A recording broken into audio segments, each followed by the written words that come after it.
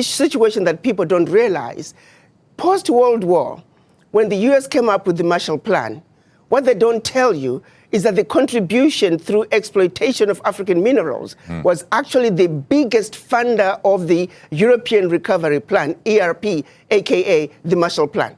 US contributed $13 billion, which is now present day $175 billion, which, by the way, the American taxpayer must be paid back. Nobody's asking for that money back.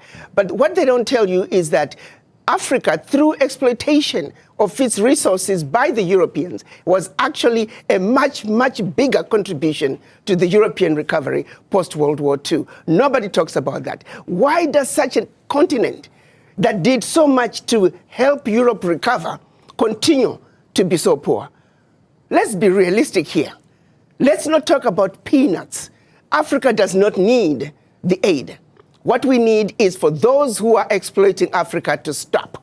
Africa has everything it needs. If Africa could have contributed as much as it did to the recovery of Europe post-World War II, why wasn't Africa equally developed? Africa has been the provider. If you look at Europe, Europe cannot survive without Africa.